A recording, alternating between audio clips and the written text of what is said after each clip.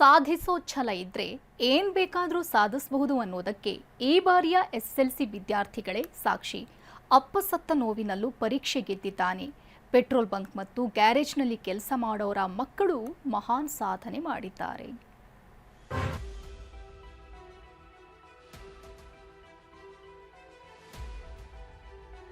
ನೋವಿನ ಮನೆಯಲ್ಲೂ ಸಡಗರ ಮೂಡಿದೆ. ಸಂಕಷ್ಟದ ಮನದಲ್ಲೂ ಸಂಭ್ರಮ ಆವರಿಸಿದೆ. ಸೂತಕದ ಮನೆಯಲ್ಲೂ ಸಂತಸವೇ ತುಂಬಿದೆ. ಈ ಮನಕಲಕುವ ದೃಶ್ಯಕ್ಕೆ ಕಾರಣವಾಗಿದ್ದೇ ಎಸ್ಎಸ್ಎಲ್ಸಿ ಫಲಿತಾಂಶ. ಮನಕಲಕುವಂತಿದೆ ಪರೀಕ್ಷೆಯಲ್ಲಿ ಗೆದ್ದವರ ಒಂದೊಂದು ಕಥೆ. ಅಪ್ಪನ ಸಾವಿನ ನೋವಿನಲ್ಲಿ ಎಕ್ಸಾಮ್ ಬರೆದ ವಿದ್ಯಾರ್ಥಿ ಪಾಸ್. ಈತ ಪ್ರೀತಮ್, ಶಿವಮೊಗ್ಗದ ದ್ಯಾವನಕೆರೆಯವನು. ಎಸ್ಎಸ್ಎಲ್ಸಿ ಗಣಿತ ಪರೀಕ್ಷೆಗೂ ಹಿಂದಿನ ದಿನ ಅಂದ್ರೆ ಮಾರ್ಚ್ 28ರಂದು ಈತನ ಅಪ್ಪ ಮಂಜುನಾಥ್ ಮೃತಪಟ್ಟಿದ್ರು. ತೀವ್ರವಾಗಿ ನೊಂದಿದ್ದ ಪ್ರೀತಮ್ ಪರೀಕ್ಷೆ ಬರೆಯೋ ಸ್ಥಿತಿಯಲ್ಲಿರಲಿಲ್ಲ. ಆಗ ಇವರ ಮನೆಗೆ ಭೇಟಿ ಕೊಟ್ಟಿದ್ದ ಶಿವಮೊಗ್ಗ ಬಿಇಒ ರಮೇಶ್ ಧೈರ್ಯ ತುಂಬಿದ್ರು. ಅವರೇ ತಮ್ಮ ಜೀಪ್ನಲ್ಲಿ ಕೂರಿಸ್ಕೊಂಡು ಪರೀಕ್ಷಾ ಕೇಂದ್ರಕ್ಕೆ ಕರೆದೊಯ್ದಿದ್ರು. ಅಪ್ಪ ಸತ್ತ ನೋವಲ್ಲೇ 3 ಪರೀಕ್ಷೆ ಬರೆದ ಪ್ರೀತಮ್ 50% ಅಂಕದೊಂದಿಗೆ ಪಾಸ್ ಆಗಿದ್ದಾನೆ. ನಮ್ಮ ತಂದೆಯವರು ತೀರೋಗಿದ್ರು. ಎಕ್ಸಾಮ್ ಬರೀತಿದ್ದಿಲ್ಲ ಅಂತ ಅನ್ಕೊಂಡಿದ್ದೆ. ನಮ್ಮ ಸರ್ ಅವರು ಬಂದು ನನಗೆ ಧೈರ್ಯ ತುಂಬಿ ಎಕ್ಸಾಮ್ ಅಲ್ಲಿ ಕರ್ಕೋಗಿ ಅವ್ರದೇ ಜೀಪ ಕರ್ಕೋಗಿ ಎಕ್ಸಾಮ್ ಬರೆಸಿ ಮತ್ತು ಕರ್ಕೊಂಬಂದ್ಬಿಟ್ಟು ನಮ್ಮ ಸರ್ಗಳೆಲ್ಲ ತುಂಬ ಹೆಲ್ಪ್ ಮಾಡಿದ್ರು. ಮತ್ತು ಕಾಲೇಜಿಗೆ ಅವರೇ ಫೀಸ್ ಕಟ್ಟಿ ಸೇರಿಸ್ತೀನಿ ಅಂತ ಹೇಳಿದ್ದಾರೆ. ನನಗೆ ಇವತ್ತು ಪಾಸ್ ಆಗಿದ್ದಕ್ಕೆ ತುಂಬ ಖುಷಿಯಾಗಿದೆ.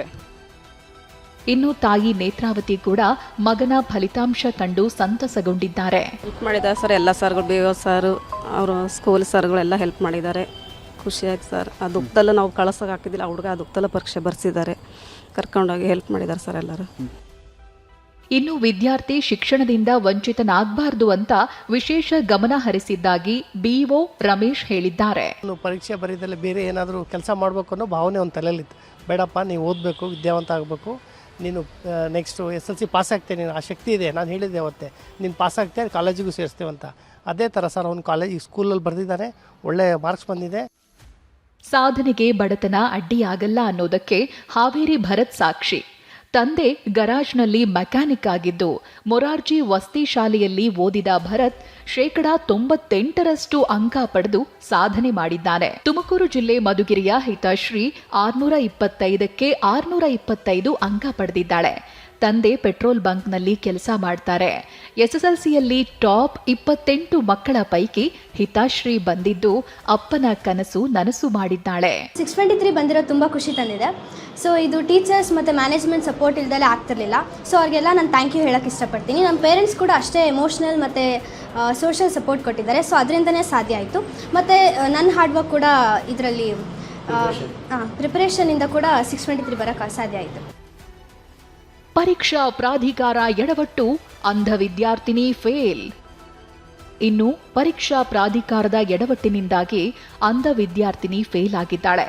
ಉತ್ತರ ಕನ್ನಡ ಜಿಲ್ಲೆ ಶಿರಸಿಯ ಇಂದಿರಾನಗರದ ಉರ್ದು ಶಾಲೆಯ ಲೀಸಾ ಖಾನಂ ಎಲ್ಲಾ ಪರೀಕ್ಷೆಗೆ ಹಾಜರಾಗಿದ್ರೂ ಕೂಡ ಸಮಾಜ ವಿಜ್ಞಾನ ಪರೀಕ್ಷೆಯಲ್ಲಿ ಅಬ್ಸೆಂಟ್ ಅಂತ ನಮೂದಿಸಿದ್ರು.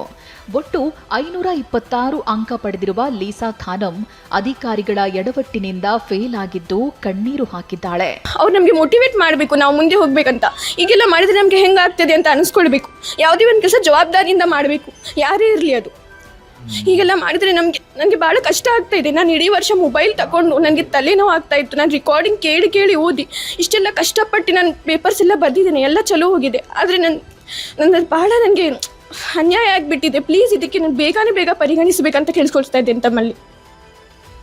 ತಾಂತ್ರಿಕ ಸಮಸ್ಯೆ ಪರಿಶೀಲನೆಗೆ ಮಂಡಳಿ ನಿರ್ಧಾರ. ಎಡವಟ್ಟಿನ ಬಳಿಕ ಎಚ್ಚೆತ್ತುಕೊಂಡಿರೋ ಕರ್ನಾಟಕ ಶಾಲಾ ಪರೀಕ್ಷೆ ಮತ್ತು ಮೌಲ್ಯ ನಿರ್ಣಯ ಮಂಡಳಿ ನಾಳೆ ವಿದ್ಯಾರ್ಥಿನಿಯ ಉತ್ತರ ಪತ್ರಿಕೆ ಅಂಕಗಳ ಪರಿಶೀಲನೆ ಮಾಡ್ತೀವಿ ಅಂತ ಹೇಳಿದೆ. ಪಾಸ್ ಆದ ಖುಷಿಯಲ್ಲಿ ಈಜಲು ಹೋಗಿ ವಿದ್ಯಾರ್ಥಿ ಸಾವು. ಎಸ್ಎಸ್ಎಲ್ಸಿ ಪರೀಕ್ಷೆ ಪಾಸ್ ಆದ ಖುಷಿಯಲ್ಲಿ ಈಜಲು ಹೋಗಿ ವಿದ್ಯಾರ್ಥಿ ಸಾವನ್ನಪ್ಪಿದ್ದಾನೆ. ಕೋಲಾರ ಜಿಲ್ಲೆಯ ಮುಳಬಾಗಿಲು ತಾಲೂಕಿನ ಸೊಣ್ಣವಾಡಿ ಗ್ರಾಮದ ಕಿರಣ್ ಈಜು ಬಾರದೆ ಬಾವಿಯಲ್ಲಿ ಮುಳುಗಿ ಮೃತಪಟ್ಟಿದ್ದಾನೆ. ಇನ್ನು ದಾವಣಗೆರೆಯಲ್ಲಿ ಸರ್ಕಾರಿ ಶಾಲಾ ಮಕ್ಕಳು ಉತ್ತಮ ಅಂಕ ಪಡೆದಿದ್ದಾರೆ. ಹೊಳೆಸಿರಿಗೆರೆಯ ಬಾಲಕಿಯರ ಹೈಸ್ಕೂಲ್ನ ನಯನ 602 ಅಂಕ ಪಡೆದರೆ ಭ್ರಮರಾಂಬಿಕಾ 94.88% ಹಾಗೂ ವಿನುತಾ 94% ಅಂಕ ಗಳಿಸಿದ್ದಾರೆ. ಪರೀಕ್ಷೆಯಲ್ಲಿ ಫೇಲ್ ಆದವರಿಗೆ ಮತ್ತೊಂದು ಅವಕಾಶ ಇದೆ. ಏಪ್ರಿಲ್ 28ರಿಂದ ಮೇ 4ರವರೆಗೂ ಮರು ಎಣಿಕೆ ಮತ್ತು ಮರು ಮೌಲ್ಯಮಾಪನಕ್ಕೆ ಅವಕಾಶ ನೀಡಲಾಗಿದೆ. ಉತ್ತರ ಪತ್ರಿಕೆಗಳ ಸ್ಕ್ಯಾನ್ಗೂ ಅರ್ಜಿ ಸಲ್ಲಿಸಬಹುದು. ಏಪ್ರಿಲ್ 23ರಿಂದ 26ರವರೆಗೂ ಅರ್ಜಿಯನ್ನ ಸಲ್ಲಿಸಬಹುದಾಗಿದೆ. ಮೇ 18ರಿಂದ ಮೇ 25ರವರೆಗೂ 2ನೇ ಪರೀಕ್ಷೆ ಇರಲಿದೆ. ಆದರೆ 3ನೇ ಪರೀಕ್ಷೆಗೆ ಅವಕಾಶವಿರಲ್ಲ. Bureau report TV9.